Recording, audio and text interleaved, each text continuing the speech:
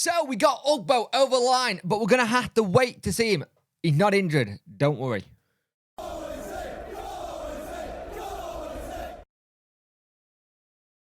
Hello and welcome to this video. You could like, share and subscribe to the channel. Much appreciate it. Liking helps the algorithm. Sharing gets in front of people face it, and subscribing lets me know you like the channel. Hit that notification bell to let you know when videos go live. If we can get this like to about 100 per video, it'd be really good because it gets it in the algorithm a lot better.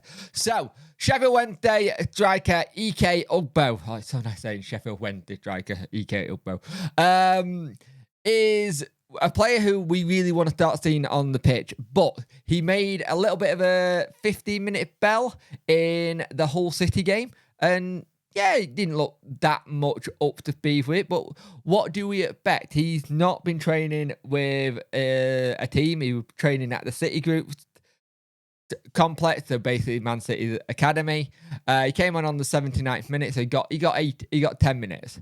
Now here's the thing, he's going to have to now have it where he's going to have the level of his fitness pushed up and up, because he's not really been in any position to get that level of thing, like playing games week in, week out, because he made it very clear he wanted to come here and get into our thing, but it took so long for him. He missed our preseason.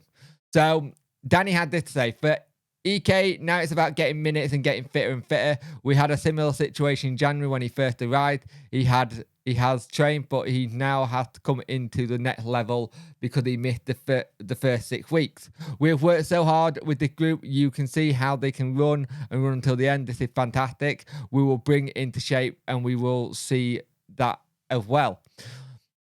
We will go step by step today. He played 15 minutes. He did play 15 minutes. I was right. 15 minutes. That was helpful. He came through the next couple of games. He will get more and more minutes, and we'll see how much. The next point is the international break, where it'll be a small preseason for him for 4 or 5 weeks work. So that's the thing that I had. I thought that that's what they do. When the international break happens, he will get put through paces and get made to get it up to level of everyone else, because at the end of the day, I had a funny feeling that's what we do with him, because it's a perfect opportunity. Because what you got, we got Leeds, we got Southampton, Leeds, Millwall. After that Millwall break, I believe that's when our international break is, and if that's the case, that gives him 1, 2, 3 weeks with the squad, and then gives him 2 weeks to have his own mini preseason kind of thing. So a week off, and then the lads will all be getting ready for that next game on the Saturday, the 14th. So it makes a lot of sense. But he spoke about also having Charlie McNeil and how he did. And also, just for those who weren't at the live stream last night, when I say McNeil, I have... Give us McNeil! I've put that on there. So, he said, you see him challenging at the moment. We have different scorers at the moment, which is great. 6 goals in 2 games with just 1 conceded. The difference is right there, but we have to come through the first round, and we have 3 points. It's nothing in this league. He's not wrong. And it's great to see we've got different scorers, and it's great to see Danny trying to build something and get the right people into this squad. Now, I think Smith actually made a very good case against Hull on why we do need to keep him. He offers something a little bit different, but it's a catch-22 when you look at some of the players. You think some of them are in the last years of contracts, and they going on to the other end of 30. You think normally you'd be like, okay, let's get them out, shift them out, get some money in. But there is that same thought while they're doing the business here, it's good. But I think if you see any player go now, it's gotta be, we're gonna wait until we've got either wait until we've got a player out, or wait until there's a concrete deal for both player going out and player going into the club. And it'll be interesting to see how that dynamic works, and if that is something that happens very shortly. But at the end of the day, Ike Ugbo, we were so happy we got him through the door. It is amazing to see him finally in the Sheffield Wednesday shirt and ready and raring to go.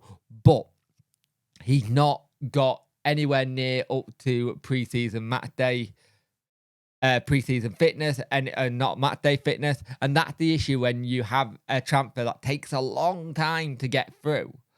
it completely knackers everything up when it comes to you trying to get players in, because you want them to be in the pre-season schedule ready to go.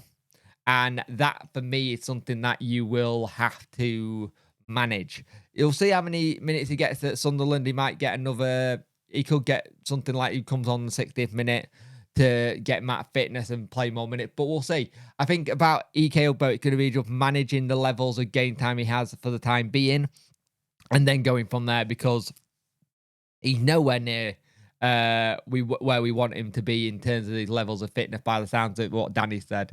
They're there, but he wants them to be at the same level as the rest of the group. So he's going to have to push him a little bit harder, maybe have some extra sessions and stuff. So we'll see.